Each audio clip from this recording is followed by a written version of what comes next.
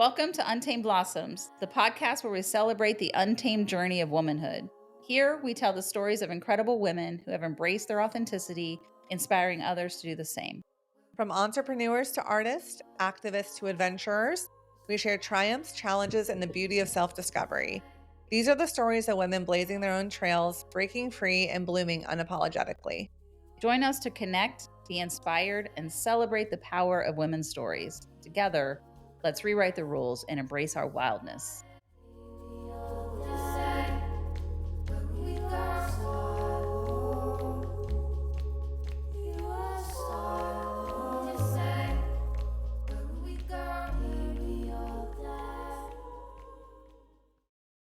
Welcome to Untamed Blossoms. I'm your host, Amanda Riley. And I'm Christy Riley. Welcome to the show. I literally just forgot how we even start this.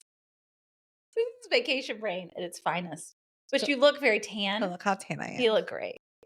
I went to get coffee before I came here. Yes. And I pulled up to the window and I get a lot of compliments on my car, like especially the color of my car. Right.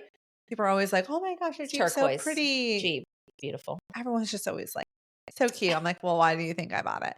But so I pull up to the window and she's like, I love the color. And I was expecting her to say my Jeep. She's like, of your hair, it looks so good. I was like, oh my gosh, thank you. And what I really wanted to say was it is the tan. The tan makes my hair look extra white. Listen, the tan makes everything. It does. And mostly because you and I are sun goddesses and we love Yes. to worship and lay out in the sun Yes. for long, long hours and be Yes. all the tans. Brittany is offering to give spray tans. I should have gone to see her while you were gone so that we would have matching tan. When I was editing our last episode, you did mention that you might do that. So I was hoping I was going to come in. You're going to be all bronze. So I was like, whoa. Wow. I did not go.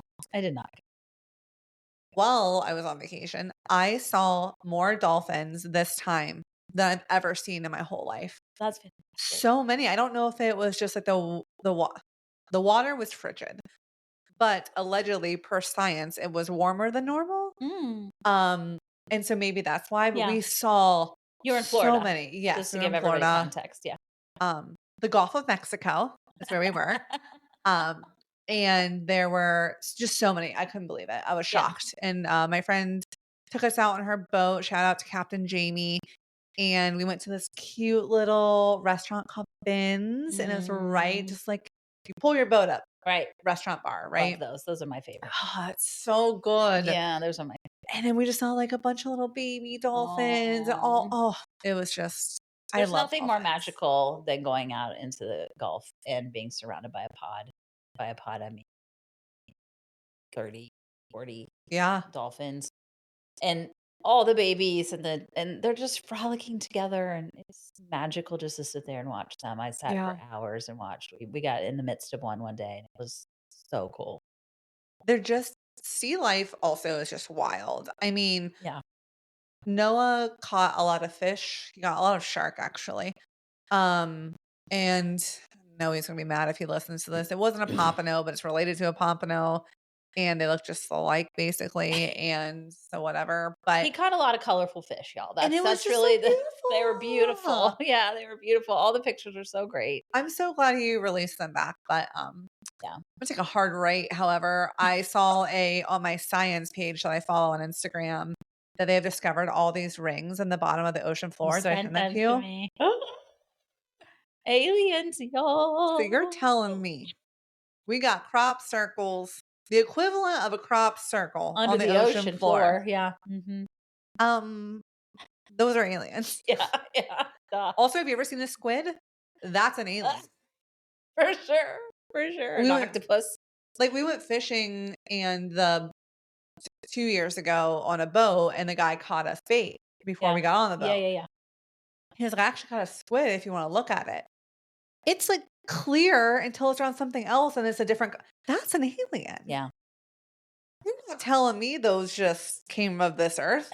I think the same thing about octopus though. They can change their color and shape. And they're super intelligent. Yeah. I don't know. I found myself in a weird spot in social media lately and I watched them.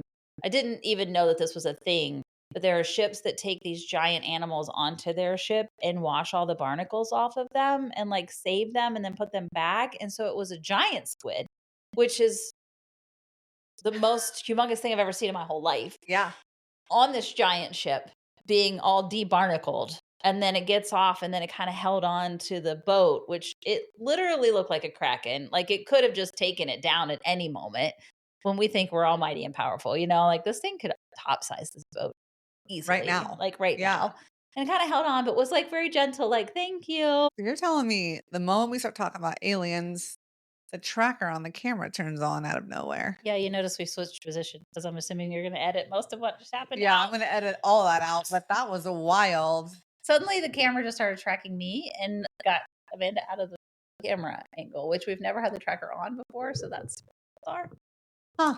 Well, long story short, we believe in all of it. Thank you. Anyway, well, let's finish this up before who knows. Aliens take over fully.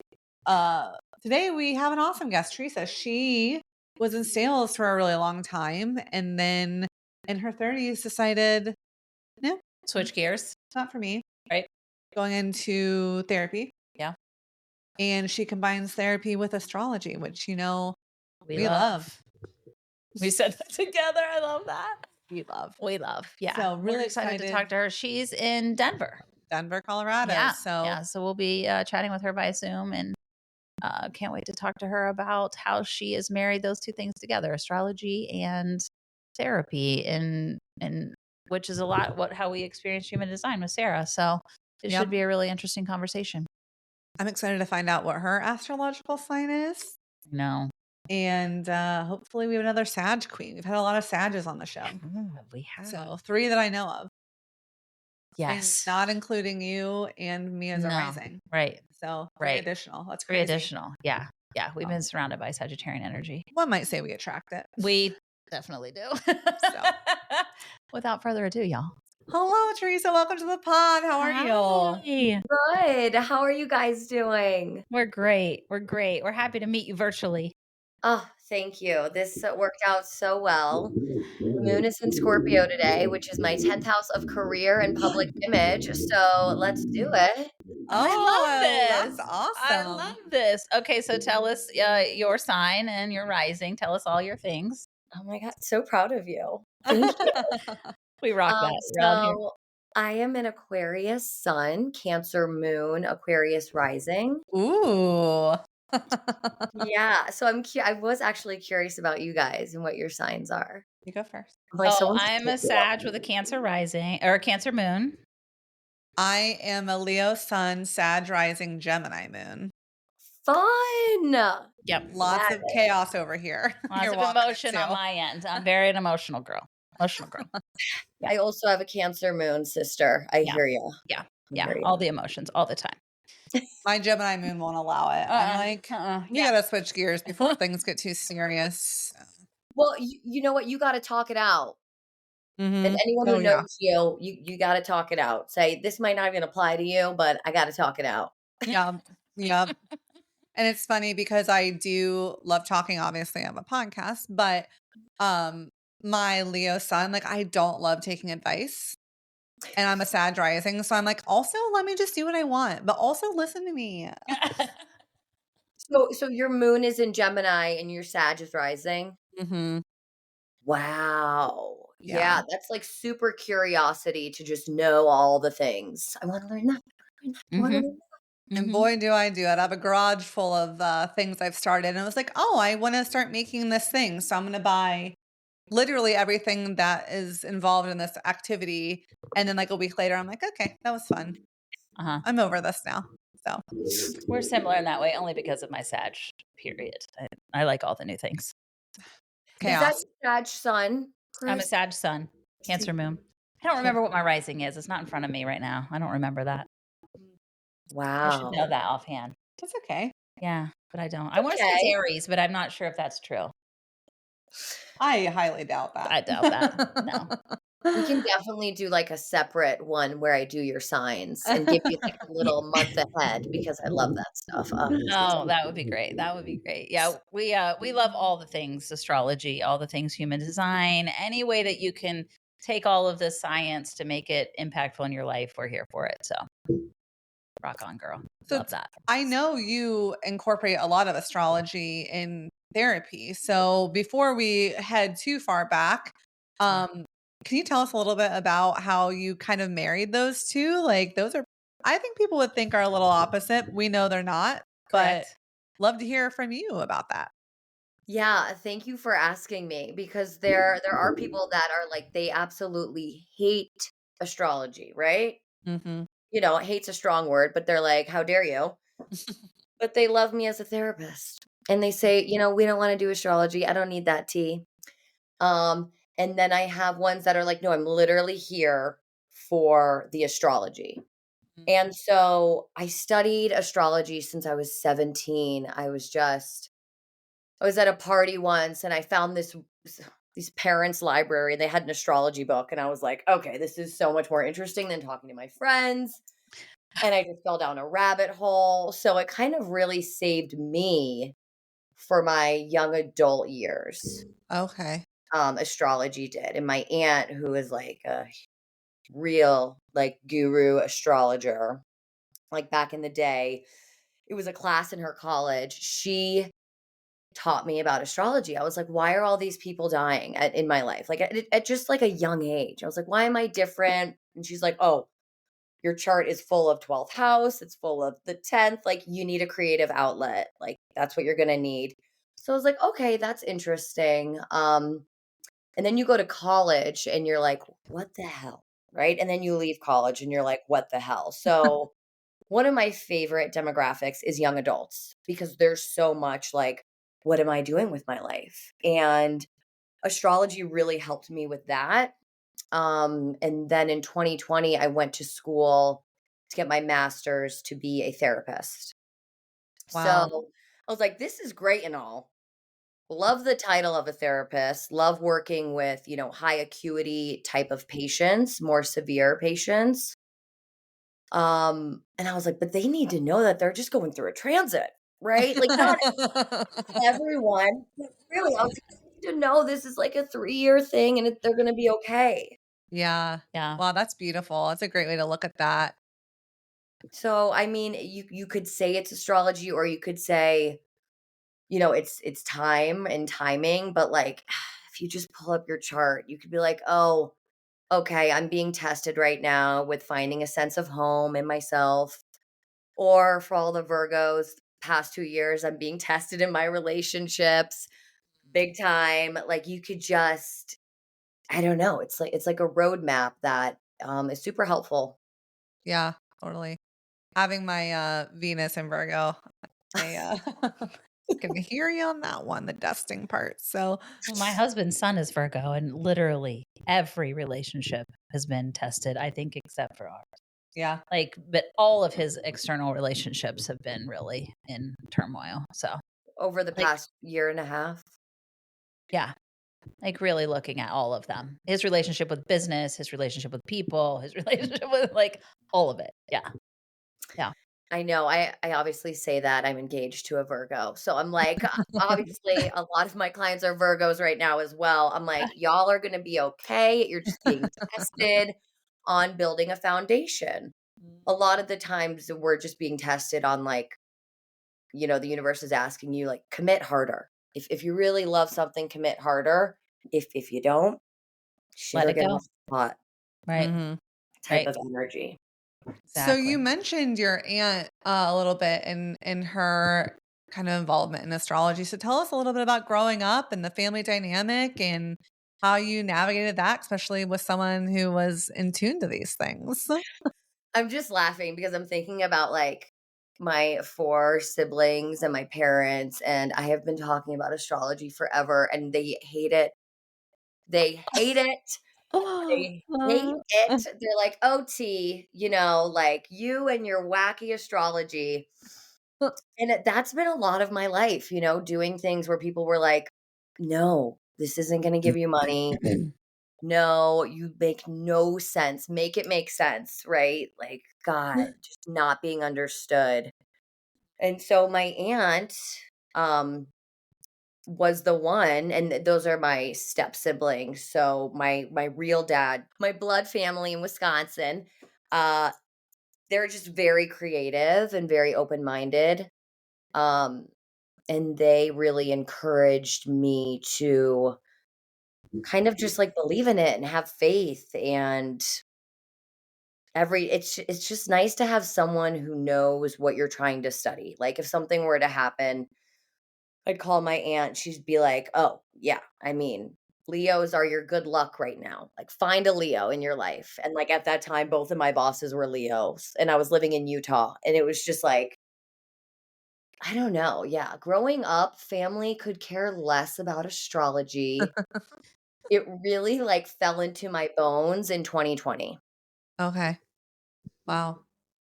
And did you grow up in Utah or were you in Colorado? Like where? So this is actually something I wanted to mention. I grew up in South Florida, went to school in Michigan, left when I was 18. I applied to like 25 schools. I was like, what are the biggest party schools? Literally Googled that. Where can I go? Oh. I was like, everyone in Florida is crazy. I got to get out of here. I had visited my cousins in Chicago in the Midwest, and I was like, they have real grass. They have like basement parties. Like men aren't trying to always just.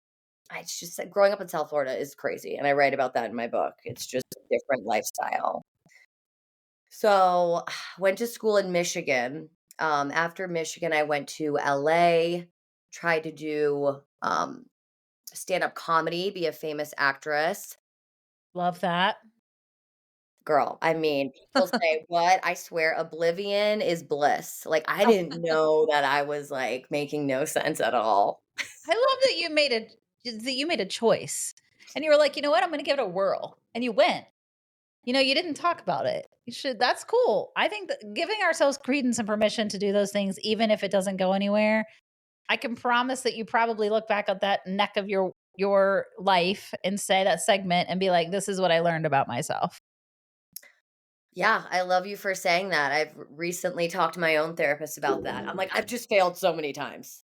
I've just failed A lot of so lessons. That's what I call them. A lot of lessons. a lot of lessons." And she's like, there's no quota." Like, Yeah. Yeah. who makes that up? I had a therapist who asked me to do that once, who literally is like, the things that you consider a failure, can you look at them and reframe them and write them down about all the things that you learned about yourself during that time? And it was a magical thing. It was a magical thing to take that and rewire it in my brain as those aren't failures, they were lessons. And now I Mhm. forever will say that because if you really put pen to paper, it's a magical thing that happens in your brain about around that, about not about failure. It's not a Yes. failure. You're so brave. I Thank came away you. going, I was brave. I was brave and I stepped away and I did it and I learned all these things. So So, okay, so once again, the astrology showed me. I called my aunt. I'm like, why are we on to another job? And I have Pluto in the 10th house for anyone who's into astrology. And that's just like a lot of death and rebirth in your career. And that is what my book is about. That's coming out this year called 30 Jobs Before 30. Oh, I love this. Yes. I love the title. It gets so yeah, before LA I was working in Alaska as a mover. After LA I moved to Chicago and I was a startup consultant. I worked for a bunch of startups. I was in sales. After Chicago I was in Utah and then Denver and I'm like I'm good now in Denver. I'm good now Yeah. in Denver, but I tell that story because I had this woman once in Costa Rica say to me, she's like, "You're leaking too much energy with your moves." And at the time I was like, "Oh, that's really convincing." Like that, wow. I was like, "She's right. She knows everything about me." And like looking back, I'm like, no, no way. No way. I needed to live all those experiences. Yeah. Yeah. There's no way I could tell people how to live their life right now at the age that I'm at if I didn't get out of my comfort zone. fail, try new things, had no money, then had no money. Like it was all meant to be. Do you feel like a lot of that came from internal, like, desire and push and pull, or do you feel like any of it was, like, familial, like, "Okay, I wanna get away, I need to get out of this." Like, where do you think that push and pull came from? That's such a good question.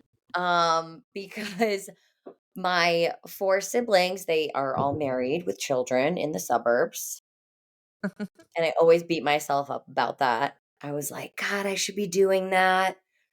Um, I don't know if it was just boredom or, like, a lack of just not feeling smart enough because I wasn't, like, well-traveled. Um, I was just super curious, and I'm like, "Okay, got it, I digested it, on to the next." Yeah.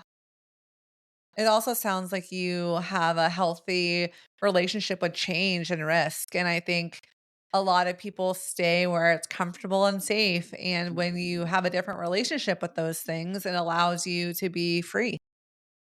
Yeah. Thank you. My chart ruler is change, so I Mm. should continue to change.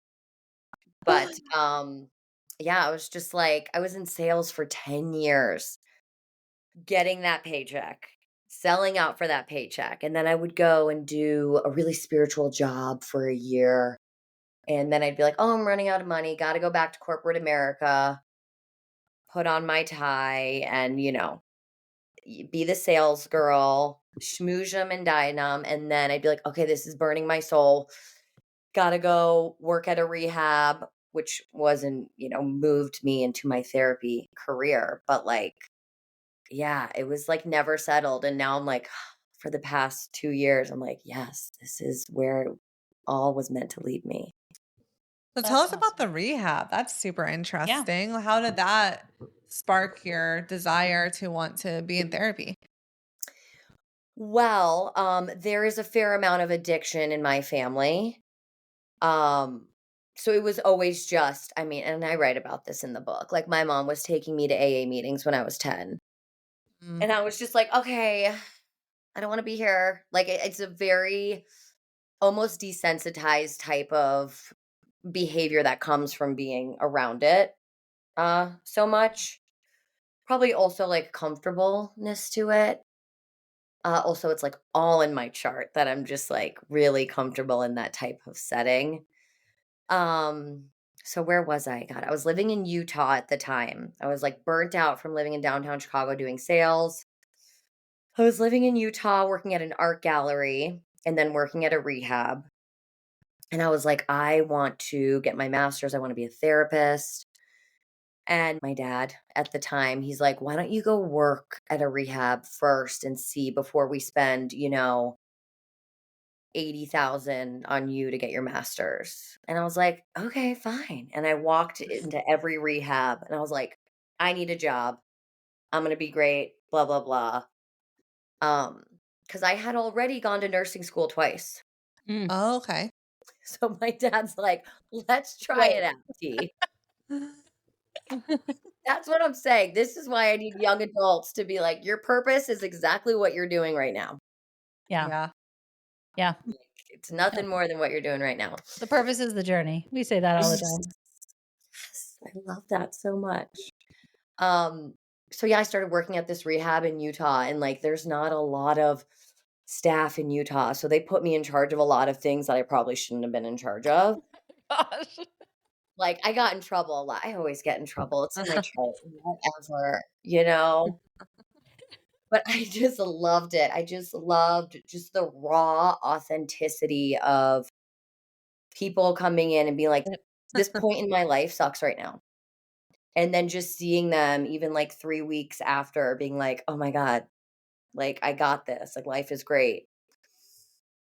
It's just I think being around, like, raw authenticity is what makes me, like, wanna live, makes me feel alive. Yeah.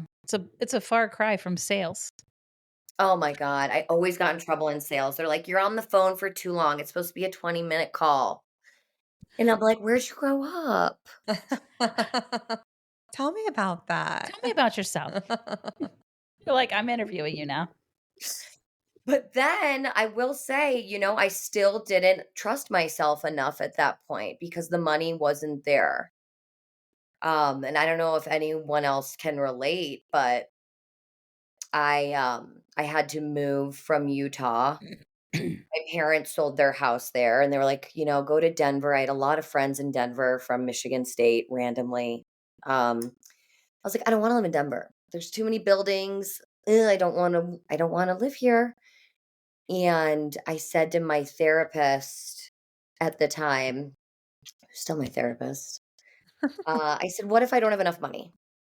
And she has this whole theory. I love it. I've made it like my theory, and it's called the and then what theory. Mm. She's like, okay, let's write it out. You move there, you don't have enough money, and then what? And I was like, oh, and then I get another job. She's like, okay, and then what? I'm like, and then I have 2 jobs and I don't even have time to see friends. And she's like, and then what? I'm like, and then I'll have so much money I won't even care because I'll be traveling. I won't even care about my local friends because I'll be traveling. And basically, she helped me come back into the world because Utah was a healing job, but I didn't have money. So I went back into sales when I got to Denver. Went back into sales. I was hustling, making money, and then the pandemic hit. Mm. And it was like, oh my God, this is it. I could literally visualize me running my private practice, writing this book, like just finding some closure for the first half of my life was really needed at the time. It's so interesting because I feel like I'm going to say 70% of our guests talk about the pandemic and how that inspired them to do what they're doing today. And I think we look back and can easily be like, that was a horrible time or that was scary or all these things. But honestly, everything shutting down gave so many people the pause, the time, and the space to assess what they were doing and allowed them to say, like, is this what I want to continue doing? When have we ever collectively had the opportunity to assess our dreams until that happened? It's just such a wild Yeah. thing we're seeing. Am I happy? Am I not happy? Am I happy? And understanding what you're missing, right? So a lot of people are like, wow, I like my kids. I like spending time with them. I Yeah. like, and so it created, or I don't like this much time with any of them, but like whatever that was, right? And the assessment that happened is pretty cool. Yeah, you're totally right about that. Yeah. I always say to my clients, imagine like the life you're living right now, like you created it. You manifested this right now. So Yeah. like the job you're in, that's all you. The partnership you're in, that's all you. And that kind of like takes you a little bit out of victim mode Right. Yeah. because you're like, "Oh, I attracted this. I enabled this." And I don't say it in like a bad way, but No, but it's true. We do. if It's nobody's fault. Yeah. Yeah. You did this to and yourself. I was in a relationship in 2020 that I had to end. It was a lot of pivoting, and if that's like a message I can give anyone is don't be afraid to pivot. I freaking love pivots. Yeah. Queen of pivots. Yeah. Yeah. This isn't working. Let's move a different direction. Yeah. And Yeah. and for you, you can look at somebody's astrology chart and tell them if that's something that they're prone to or not. Correct? Yes. Yes. Yes. That is one of like my biggest things, like if I have a client that's like, God, I don't want to, or I get super shy. I get super shy in a big room, or I get super shy if I'm in with a lot of people. I'm like, that's your chart. That is a childhood thing. That is no longer your thing. Like, that is a past life habit. We get to move on to this new North Node habit of yours, which is being messy. Throw a fit. Throw a fit. You're meant to throw a fit. Your past life is like, that's not you. Yeah. I love that. It's so interesting too. I have always been into astrology as well, and I read tarot cards. And when you always know like your big three, it's like, okay, this is why I do certain things. But when you can see the fullness of your chart, it just really can change your perspective of how you handle everything, Like, I was like, why am I so bossy in my relationships when I'm not really like that in other relationships, but like romantically, like I'm just a nightmare. And I was like, oh, well, my Virgo's in Venus and I'm a psychopath and I try to be in control of everything, And like it helps you better navigate the things that are right in front of you without feeling the stress to be normal, right? So why am I not like everyone else? Why doesn't this thing fulfill me that seems to fulfill other women? Or it just gives you that permission to be unique because everyone's unique. Yes. Yeah, I'm so happy you said that. It's definitely permission, and I will say this, so therapists listening probably won't like this because there's it's this, right? The code of ethics. You can't be doing astrology and therapy. And don't worry, I'm not. It's separate. But it really does fast track you in those sessions, right? Therapy takes a long time to unravel that. Like, people are not going to come out and say, yeah, I had an eating disorder when I was 20. Yeah. You can suggest that you see it in the chart. Yeah. And Totally. within the third session, we're like talking about stuff. And you've had that experience multiple times where you see things in their chart that you can kind of get to quicker in therapy if you can see it. Yeah. Yeah. Yeah. I mean, Otherwise, I feel like therapists are flying blind based on, I mean, not that you don't not trained to read between the lines and hear what people aren't really saying, right? But you still are somewhat dependent on what they're willing to share. absolutely. And that's like why I wanted to marry the two together, because astrology, a lot of the time, you're telling someone. And I didn't like that. Like, I didn't like that. I'm like, you're bossy, or, you're like this. Where with therapy, though, a lot of you're learned to ask questions. You get taught to, like you said, read between the lines. And so marrying them together, it's not like a psychic session where you're like, you're gonna have this many kids, which those are sometimes so disempowering. Um, where with therapy, it's all about empowering you. Yeah. Yeah. It's like All that about whenever you're able to, like at work, I was a manager. I kind of had the same experience of like, I've been in corporate America for a really long time because I need money, right? I need the money. And I recently took a huge jump to get out of corporate America.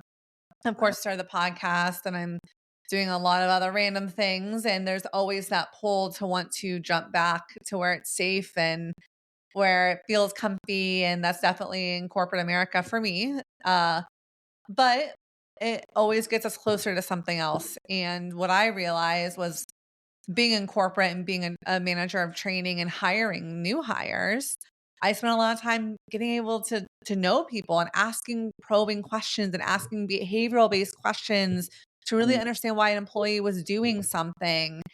And now that's helped me where I am doing something completely different, but it helped me gain a skill to get closer to that thing. Yes, absolutely. And what are like, I'm just curious, you've had a lot of different avenues of things that you've done and places you've lived. What are some things that you really feel like has been that golden thread that's pulled you through to where you are today? I will say one thing. I do have to give my mother some credit because she was never like worried about the money. Like, that was all my dad and society and um other friends, but she was always like, you'll shovel shit if you have to. Like, I always had a job. I was never afraid that I'll never have a job Yeah. because I like working. I'm old school in that way. Probably something I need to heal. But I will always work. And so I think that always was something she instilled in me, was like, okay, if this doesn't work, something else will work. Like, if this isn't the have all end all, you'll always have something else to do. Mm, Um, and really, my mother always said, she's like, it's not about you. Go help someone else. mm, Always. And I was like, okay. Also working on that in therapy. But it was super helpful when I was like in those ruts. Like, someone else needs information for where you've already been. And if anything, like, the best thing you can do when you're depressed or sad or going through a phase, is really transform your sadness, transform your rut, transform your lows into gold. Make it gold. Tell everyone the lesson you learned. Write your memoir. Like, make it mean something to you so you're not so hard on yourself for Yeah, those. sometimes it's just getting out of your own way, right? Like go and do something for somebody else.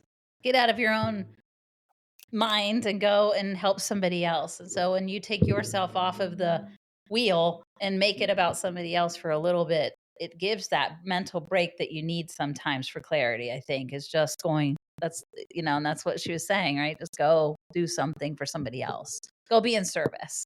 And Yes. that's in, I think, every spiritual text I've ever read. Like in every therapist thing I've ever read is like, be in service, be in service to others. And it doesn't have to be in service all the time, but if you find yourself in a rut or you know, in a space, go be in service for the day.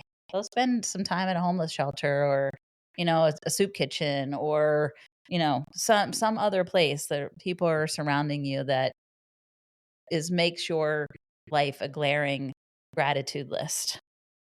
Mhm. Mhm. Just great. And you know that trend that's going on now? I don't know if, you guys know on TikTok, it's moved its way over to Instagram, but it's like what I met with my younger self today, and this Mm. is what she said. Yeah. I'm like, I wish I would tell my younger self, like, the money you'll always have enough. Mm. I mean, because it's true. I mean, I'm not driving a Rolls Royce over here, but it's like I had this idea of like Chicago and the suburbs and Marie Childs and like a J. Crew girl. And like, I'm not a J. Crew girl. I'm not. And I wish I would have known that earlier on. And it took to my 30s to know that I'm just not. You're a moon child, right? As your sign says. And, I think that we all do that. We go through these things or we're like, we want to be this person that we observe in media or that we observe outside of ourselves and aspire to be. And then when you come back to self, you're like, oh, I've just been a raging hippie this whole time who just wants to like peace and love and like hug a tree. But I spent all this time trying to become something that was never anything I ever wanted in the first place. Wow. Yeah. Accept yourself earlier. Yeah. Totally.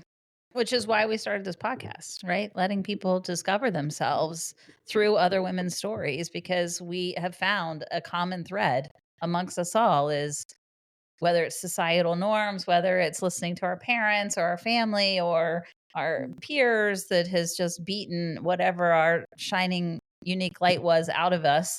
And then suddenly, whether it's in your 30s or your 60s, you're like, this isn't How'd I get me. here? Yeah. How'd I get here? What happened? And trying to find your way back, So, and it sounds like you're helping people do that every day. Thank you. Thank you. I also had to leave an agency job and I was like, do I want to do this?" Like when I graduated, I was like, "Do I want to take that risk again? This is a really cushy paying job." Right. And I did and I left it and the private practice just boomed. And I'm like, "No freaking way. No way this is happening right now." Like uh, the quote, "Fortune favors the bold." Mm. I swear, like, it's annoying sometimes because 'cause you're like, I don't want to. I wanna lay down at 2 o'clock and watch a show." But, like, fortune favors the bold as far as, like, I don't know, taking shit and throwing it at the wall and seeing what sticks. Yeah. So when you graduated, you had an opportunity to stay somewhere that was paying really well, but you said, "I want to start my own thing." So tell us about that process of starting your own practice and what that looked like. Yeah, so I really it was a very tough decision because I had worked in agencies before that were just, like, so not my jam. I'm like, "I will do this for the amount allotted time that I need to get my hours." This one was, like, young adults with substance abuse. I'm like, "Oh, freaking I love young adults." I feel like that's when I was the most lost and so impressionable that I love that demographic. But it was the hours. Any therapist listening, it is insane what they put you through. compared to the money. Like you are just giving your all for not that much in return. And I still had my side clients. So I had my private practice clients, and then I was going to the agency. And my fiance was like, "Where are you? Are you here? You were already in school for like 3 years." And I'm like, "Okay, good to know." And I felt like I was back in sales, like in a little cubicle. And I had a supervisor who was outside of the agency talk to me. Cause like, right, like this is a message that I wholeheartedly believe. If you are a mentor, your mentor better have a mentor. Because you can't be flying by the seat of your pants. Um, but my supervisor was like, "Are you being the most benefited there?" And I was like, "No, we are, you know, talking about really intense things, which obviously I'm equipped for, but the way in which like there's just so many rules and structure that I'm like, if I had this person as a client outside of here in my own session, we wouldn't be focusing on this like intense issue so much. Like there's just more room for healing when you're not in such an intense structured environment. Yeah. It can And look a my lot of age. different ways. I was like, I can't do this at my age. Like I need to I need to see if it works. You need to go be yourself because you got nothing to lose. Yeah. And you'd had 2 huge pullings your whole life, sounds like, really, is helping others and astrology. And you really saw a straight path to using both of those things to help people. So this happened during the pandemic then is when you decided to go your own way basically, right? Yeah. Yeah. I started doing readings for free. For free. I was doing readings for free in 2020, and I was having so much fun. And then I was charging more. And then I was charging a little bit more. And then I was like, okay, no, we got this. Like it was just it was so great. And like my vision was like, I'm going to put astrology with therapy. But at the same time, I have to keep them separate because the code of ethics. So it's clearly defined on my website. Like if you want to do astrology, you could do astrology. If you want to do therapy, you could do therapy. And then under the umbrella of, we call it life coaching, we get to do both Mm, because there are so many laws and rules with having the credentials that I have right now, right. um, that I have to stay in those guidelines Right. while I'm still, yeah. That's an interesting way to move through that, navigate that. The life coaching thing is smart, where you can really do both. Because that's what I would want. That would be my choice. I'd be like, yeah, I mean, I don't want to negate the astrology piece of it. Yeah, the chart parts, because I do think that brings you a lot of juicy nuggets that you may not be totally aware of. So, yeah. And you know what? Like, this is just all the therapists out there. I swear there's going to be a revolution soon with all the therapists because you literally have to work for a year and not get paid. And I think that is absolutely insanity. And you're taught in grad school you can't have a personality. You're taught in grad school you can't have a sip of water when you're having a conversation with someone because you need That's to so be a blank strange. canvas. And I think all the therapists now are like, I'm going to do, they're doing somatic work, they're doing human design, they're doing whatever, EMDR, like all of these things that really will allow them to actually help people Right. Well, grow. not any one form of anything shows a complete picture, right? No. Like it's really, really difficult to understand anything in a linear, direct way. Like we're all so complex. There's so many different modalities and ways to know self. And it's just silly to think that any of us think that one way would be the all encompassing way or be the correct way, you Right. know? Right. Yeah. Also, I watch a lot of Shrinking, that show. I don't know if you've Oh, seen it. yes. Yeah, I can tell. I love that show, and I like watching it. And it's so cool because you do think of like therapists as like being so separate and like just that pristine thing, right? Of like nothing can cross wires there. And I think, our friend Sarah, who does human design, she also used to do therapy and she does art therapy. It's just been so beautiful to watch the complexities of how she incorporates all of those things to help people and how much more you get from that experience with her. Like, it's just such a different feeling than hopping around from therapist to therapist because you feel like no one gets you. I was just going to say there is like a gentleness that I do think is important with therapy that isn't always displayed in, straight up astrologers, straight up human design. Like they're just like, here's your reading. So I always advise people, I'm like, if you are super sensitive, if you are having severe things, go to a therapist. They will cradle you. They will make you feel safe. Not that the other people won't make you feel safe, but there is like a lane for, where you're at. Yeah. Yeah, I totally agree with Amanda. I think that we've experienced this the same too, is that even amongst us, sometimes one of us will get something out of something more than the other one does. And your friend will go and do this, and then you'll do it and be like, that didn't land the same with me, right? It's not all going to resonate. It's the same with food. It's this, right? Like we're just totally different creatures. And so although we are connected and we have a lot of similarities, not all modalities are going to speak the same to all people, which is why there's a lot of things out there and they do a lot of the same techniques and speak a lot of the same similar language, but in a different way. And it's going to resonate with some people more than it does others. And that's okay, right? That's why your family never was like, "Ooh, astrology," right? And you were like, "I feel this shit in my soul." Right? Like, I am absolutely going to continue down this path and I'm not going to let any of your opinions sway me. It's so fascinating to me. And so the people in your tribe will find you. The people who are meant to be helped by you will find you because they need that modality and it speaks to them in such a way, right? And that has to be mixed with personality.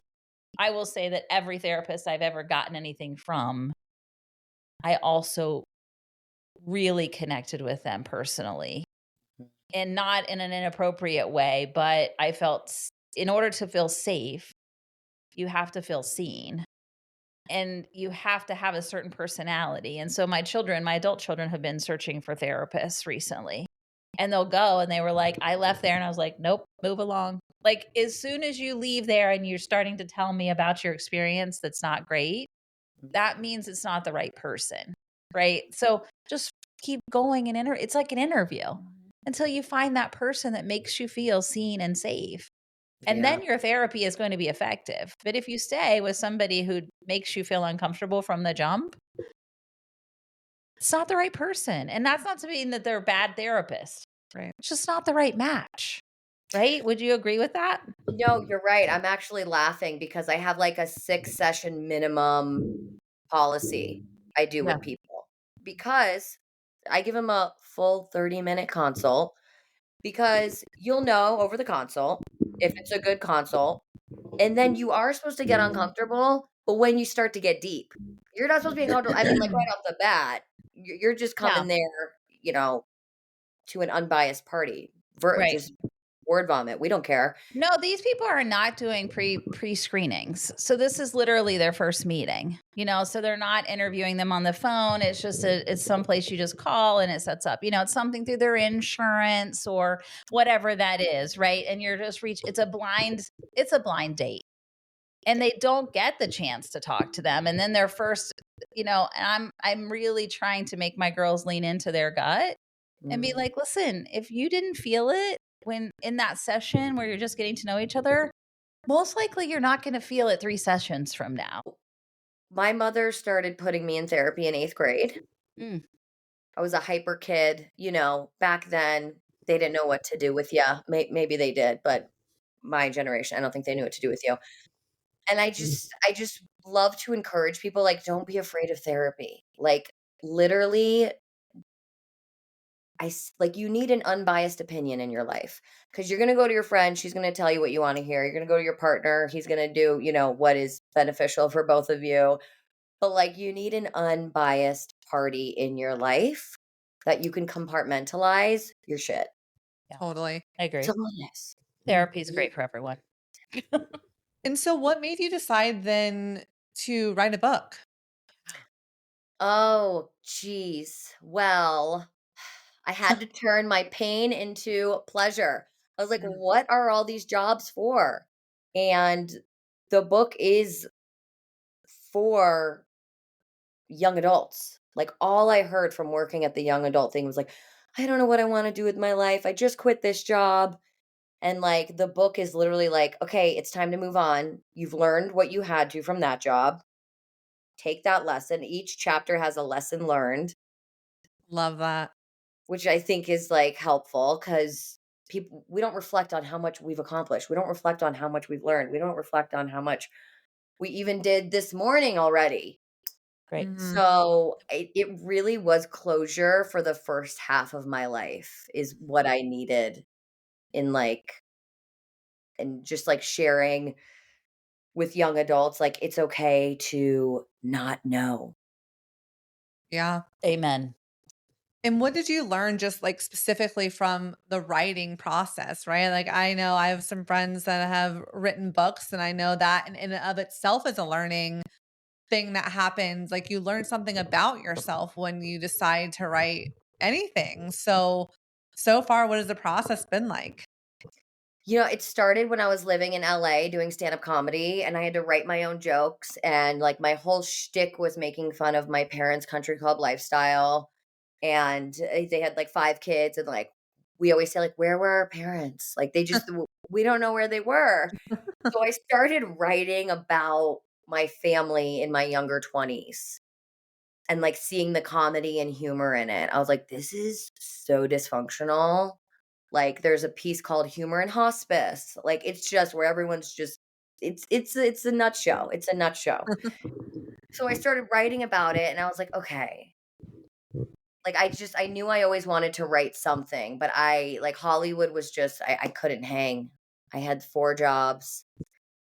I had 4 jobs in LA, and my friends were making 40 grand, which was a big deal, in Chicago, on the playpen. And I was like, literally driving Lyft, working at a Chinese restaurant, handing out flyers in San Bernardino. Like, I was just like, why do I do this to myself? This is just like so crazy. And now I'm watching all the SNL people, and I'm like, damn, you should have stayed in LA. No, no, that I wouldn't have been here. Did you watch the 50th anniversary yesterday? I'm literally going to watch it today. Oh, it's so good. Enjoy. It is I'm awesome. gonna watch it today too. I didn't get to watch it last night either. What I thought was magical though about watching, I won't give anything away, is just like to be able to see them when they were so young joining like all the like the flashbacks and the clips of them being just so young and like what it did for their career and especially back in the day, a lot of them are writers too. And the being able to be that creative in that space at that age and figuring it out and writing things and them being like, this is horrible, we're not airing this. And oh, I forget which one, like they were like Tina Fey and Amy Poehler doing their like audience interviewing thing and they pan to him and they're like, do you still have that sketch you wrote? And he's like, yeah, it's in my hand right now, do you want to try it again? Like, I think it's just so interesting on this process of like writing and discovering yourself and using your voice in that way. And everyone learns something when they're in that vein of having to figure out how to be creative in that space. So I didn't know if there was anything through your writing that you were like, I didn't even know this about myself until I really got serious about writing this book. I think that's how the book actually became written. Like what you just said. I was writing Yeah. these short stories, and I was like, what's the common theme? Oh, you having a bunch of jobs. And like, everyone just saying, what are you doing now, Teresa? Like, that is the common theme. It's almost like I need to get out of my comfort zone like once or twice a week, or else I'm like jumping out of my skin. Mm. So it's like, if anything, I need to find peace in the stillness of it all. But I think, if you're like, I think it's an inner feeling, and it's been coming up a lot lately. I think because Jupiter's moving into Gemini, or it's in Gemini. And it's like nurturing that creativity like you would nurture your admin work, like you would nurture your sleep schedule. Like, you need to go play. Mm, I'm gonna join this improv group here in Denver because I'm just like, I need to be somewhere and not know what comes next. I mm, need that unpredictability right now to jumpstart what's going on. totally. So and you were finding that going to job and going place to place. And now in order for you to really create foundation, you understand that you need that as a human and finding other outlets for it, right? Yes, like, it doesn't have to be the job. Like, Or your location. Yeah. Or I need to move to a new city, or I need, like you were filling that void in a different way. And it sounds like that you are recognizing that. And I think that's part of the journey is like, wow, I've been doing all this stuff and that's fairly not productive, right? Or destructive, some would say, to self-destructive. And now I'm rooting and I'm figuring it out and I'm finding these other outlets for that part of my personality that really desires. I'm a Sagittarius. I need new things. I need to play. I need to, so I just said that to Amanda this morning. I'm like, man, winter is brutal in Ohio. I'm getting bored out of my mind. I need to find some things to do to play, right? So, I think that's an interesting whether that's you've stumbled on that for yourself, a nuance of your personality that you stumbled on while you're writing it. I think that's really, really cool to recognize that in yourself. thank you. And by no means do I know everything. Like, the book literally talks about the self-sabotaging that you just mentioned, and then it's like, "Oh, I became a therapist for young adults." I'm like, "Oh, it all aligns." While I was running around, and now I'm sitting, like, listening, I'm like, "Mhm, it's gonna be." This tracks. Mhm. Mhm. And are you taking new clients right now? Is it virtual? And then if so, where can people find you and book a session? I am taking new clients right now. You can find me at spikespirit.com or on Instagram, spiked_spirit_counseling. Um, it is all right now on Zoom. Awesome. It's been working great. I do a grounding session in the beginning. There's a tarot card as well. You get a Google document for every session because, we're going to talk about a lot of transits and you're going to be like, wait, what? So I think that's important. Um, and yeah, I think that's where you can find me. So on the website, you can choose astrology, therapy, or a life coaching and get both. Yes. Yep. You can find that on the website or on my Instagram. And then Calendly will lead you to a consult call, which is free. Awesome. Perfect. So do you have any events or anything coming up that you would like to share? I am actually, I would love if anyone was interested in joining. I will be hosting a retreat in Costa Rica in Oh, March. In March, it's right around the corner, guys. March 9th till the 14th. Um, my best friend's dad, he has land there, and we've been going there since 2018. We've been doing ceremonies there, and I teach yoga. She teaches HIIT, and we're gonna have a dance party and a cacao ceremony, and the land is just magical. I mean, and it's a discounted rate because Envision Festival was canceled this year, so normally this week-long trip would be super expensive. But it's for a week, and we're gonna do journaling. There's gonna be some mini astrology readings. So yeah. Sounds amazing. What are the dates again? March 9th through the 14th? Yes. Okay. Yes. And we know the land. Everything is literally under this bubble. It's paid for. All you have to do is pay for your flight and then a deposit, and then yeah. Perfect. that's Perfect. awesome. Yeah. We'll definitely add that in the show notes so that people can look it up. And that's on your website as well? That is on my Instagram. Okay. Yes. Got it. All Yeah, the we'll share it details. in our Instagram story so people can find that, and hopefully someone can join. Yeah, we love that. Sounds like I haven't never been to Costa Rica. I'm dying to go. You're a So Sag. You like it. It's the land I of love it. Sagittarius is Oh, Costa Rica. I feel love like, it. I've always been drawn to it. Always. So it's on my you bucket list. know, we could also do your astrocartography and see Ooh, what I would love gems that. I you saw get. that for the very first time, by the way, that just landed in my radar in this last week, that was even a thing. I had no idea. I had no idea that was even. Did you know that? Yeah, I had just no because idea. our friend Shay got her son. She did? Yeah. I had no idea. That's fantastic. Yes, I would love to know that. I would. I know it's somewhere close to water. That's what I know. I do those as like a small add-on. So you don't even Okay. need to do a whole session for those. I love when people find their astrocartography. Like Oh, I would love mine is that. so aligned. It's crazy. And Denver lines up with it? Oh yeah. Yeah. Like everything is just like easy breezy here. Where like East Coast has like Pluto going through it, and then Georgia has short-term love affairs and like Ooh. made out with someone at the Georgia airport once. Like it's wild how these things all it's all Oh, aligned. that is fascinating to me. I would love to have that done. That would be fantastic. Okay, so 3 women, or it doesn't even have to be 3, but any women that you would like to shout out to as far as that's been inspirational for you and your journey?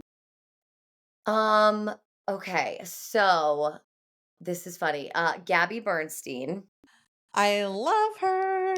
she's just Love. it's like she's just always been there for like for me since like 2014, which is like I'm aging myself, but a little over 10, 11 years ago. She's a Scorpio, so she's no bullshit. Yeah. Yeah. And she teaches A Course in Miracles, which I think Yeah. is just the truth at the end of the day. I think it's the love, the love, the love. Like I love her work. Um and then my sister-in-law, which is Jen Gottlieb. Gabby Bernstein actually wrote the foreword to her book. Oh, She is just the best. I mean, she's just very motivating and inspiring. Like just meeting her, knowing her, spending time with her. She's a very inspiring, motivational woman, entrepreneur. That- Yeah. And she's like amazing. a speaker and she doesn't put like emotion into thing and she gets shit done. And I'm like, I love you. I love you. I love you. Yes, because that Cancer moon can sometimes have emotions. Mhm. Mhm. Um, and then Jenna Zoe, she Okay. is huge in human design. Like she did the human design platform. And I've dabbled in human design and I love it and I've found validation in that. But I really love her because her message is always like, you don't need to change anything for who you are. Like you are Mhm. who you are. You're exactly where you're supposed to be. Yeah. Like you are perfect. You are Yeah. perfect. And yeah, I like her work. My books are open Awesome. and When does your book come out? October, November.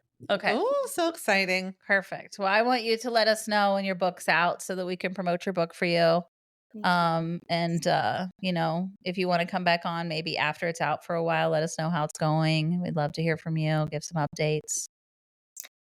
I would love that. And if anyone's listening or they listen to this podcast, I'd love to offer 10% discount if they mention this podcast for my services. Perfect. Great. We'll add Awesome. that to the show notes, make Yeah. sure people know where to find you and all of that. And also remember to follow us on YouTube, Spotify, iHeart, and Apple Podcasts. That's where you can stream all of our content, and we will make sure people know where to find you. And it was so lovely that the universe brought us together somehow, some way. I still can't figure out, but here we I love are. it. I love that. Yeah, it's been great. What the name of my practice is Spike Spirit Counseling. I came up with the name Spike Spirit in 2014 because I had just gotten back from LA and I started a t-shirt subscription company. by myself at my aunt's house, and I wanted your spirit. I'm like, yeah, because I just came from LA and it was so spiritual. And then I landed in Chicago where it was like hard and whatever. And so I was like, you know what? Your spirit deserves to be spiked a little bit. Spike your spirit. I love that. It doesn't have to involve alcohol, although it does sound like it. But it's just like not to get too heady in any one direction. Don't get too heady in the spiritual stuff. Don't get too heady and spike in it. Just nice together. I love that. I love that. That is awesome. Well, it was such a joy and a pleasure to meet you and chat with you today. And we wish you all the best of luck in your future book writings and all the things that you do. Thank you guys. I appreciate it so much. Have a beautiful rest of your day. You too. Thank you. See you guys.